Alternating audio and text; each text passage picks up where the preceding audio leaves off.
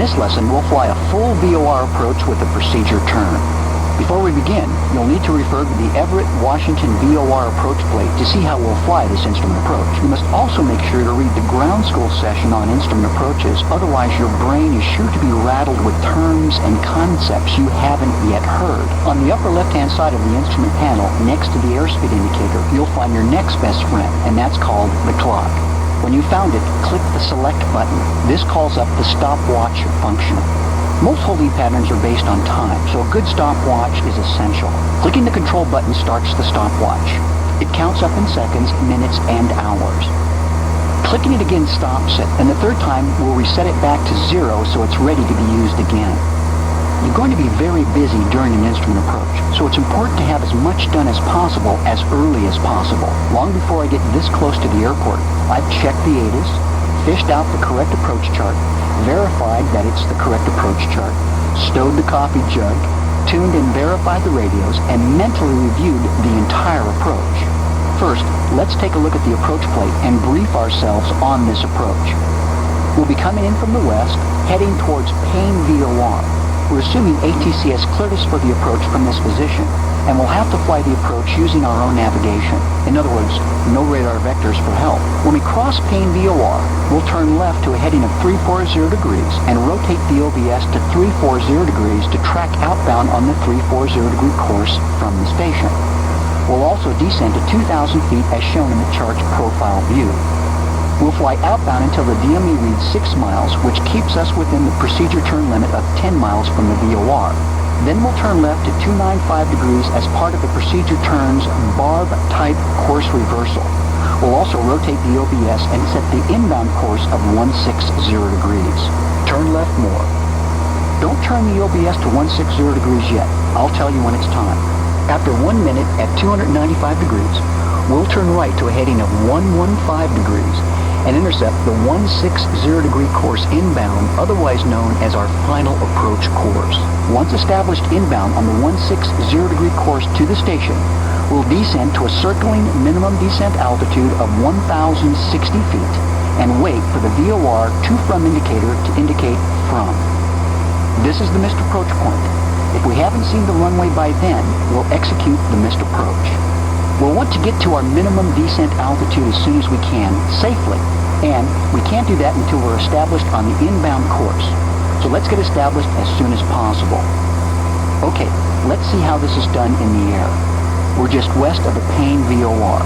We're inbound to the station on the 090 degree course, also known as the 270 degree radial, and we're at 3,000 feet. ATC has just cleared us for the VOR Bravo approach, and we're to maintain 3,000 feet until crossing Payne VOR.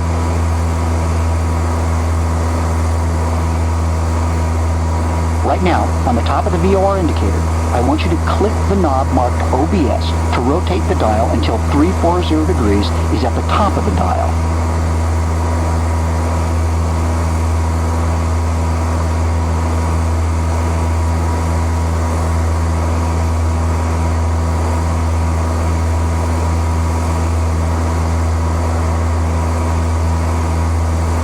Right more.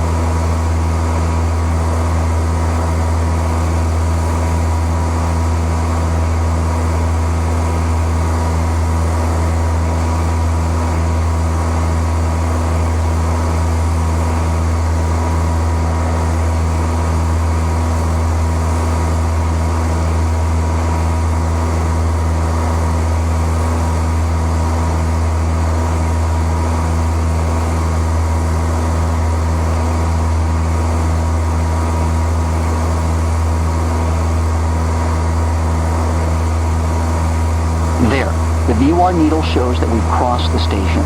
Turn left now to a heading of 340 degrees and fly to the point where we'll begin the bob portion of the procedure turn.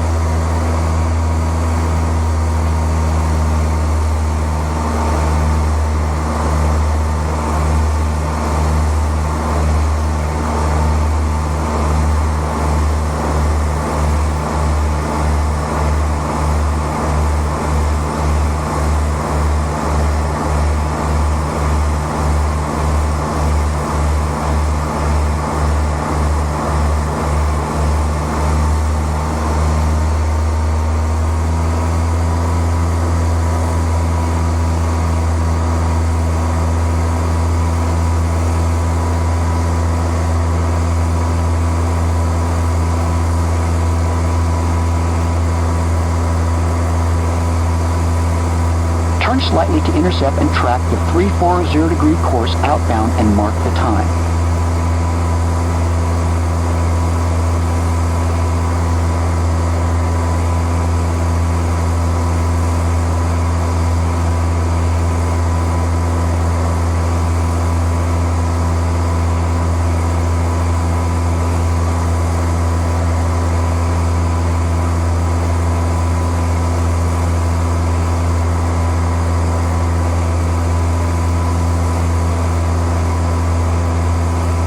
Now is also a good time to begin your descent to 2,000 feet and reduce your speed to 90 knots. Don't worry about descending at a specific rate. Just get the power back to about 1,600 RPM and adjust your pitch to maintain 90 knots.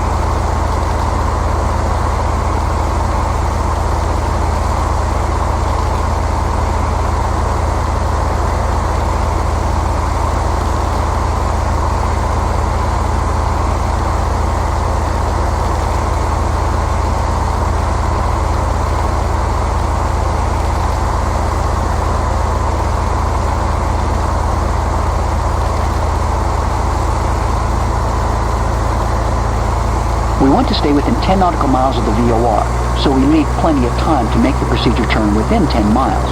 When the DME reads 6 miles, we'll fly the 45-180 barb portion of the procedure turn.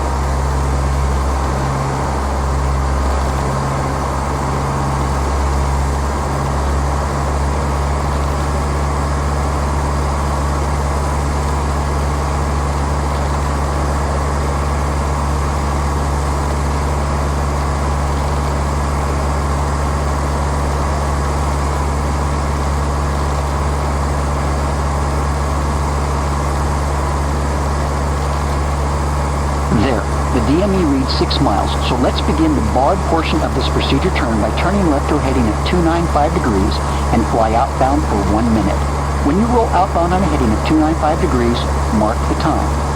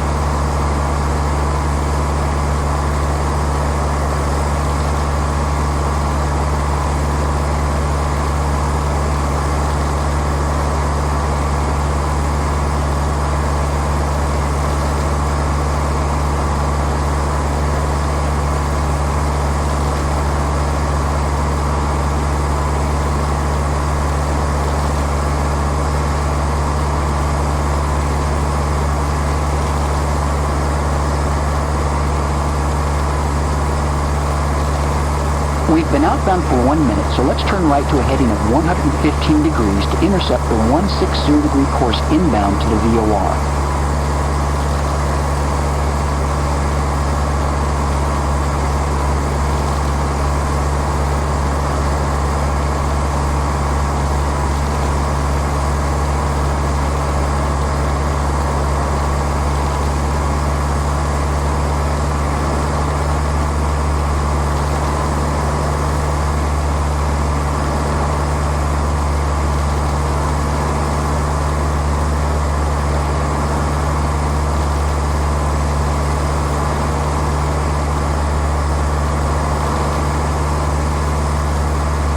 Set your nav1 OBS to 160 degrees.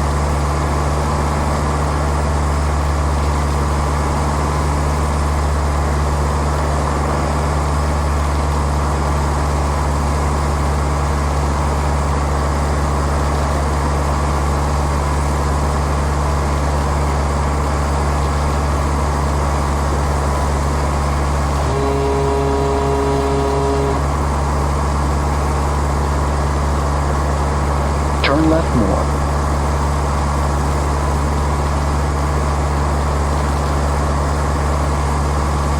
Speed up.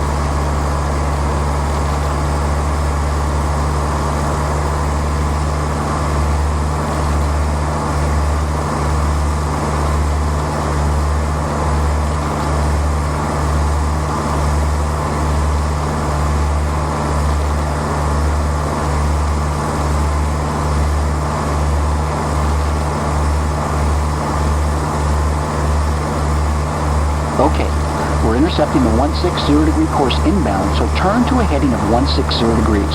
Intercept and fly that course inbound.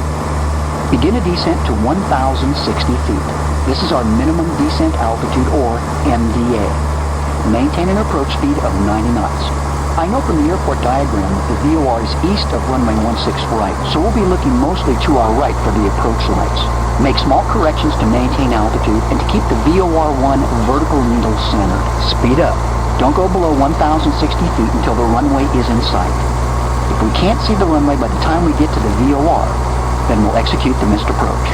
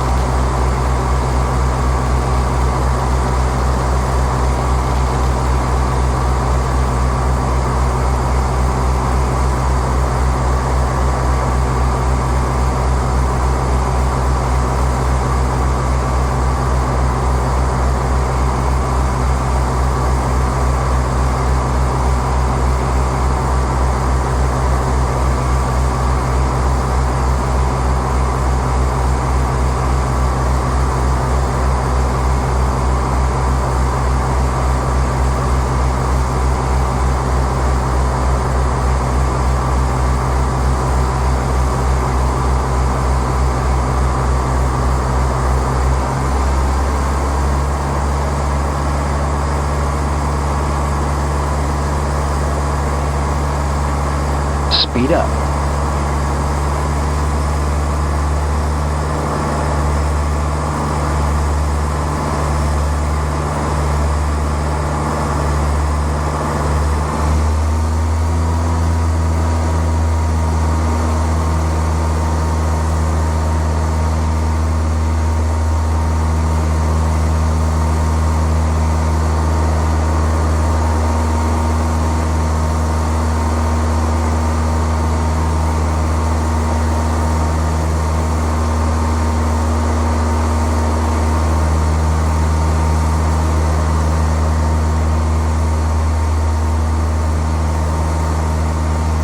I think I see the runway at about 1 o'clock.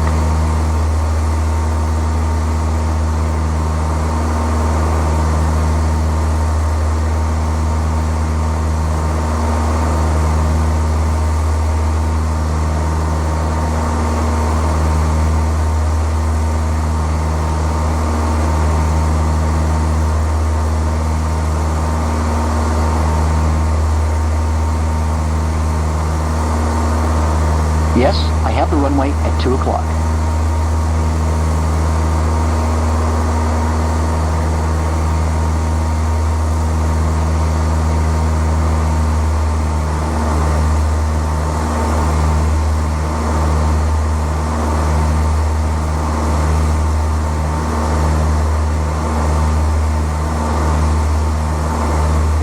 The before landing checklist is complete. We're cleared to land on runway 16 right, Captain. Be sure to stay on the Poppies glide slope.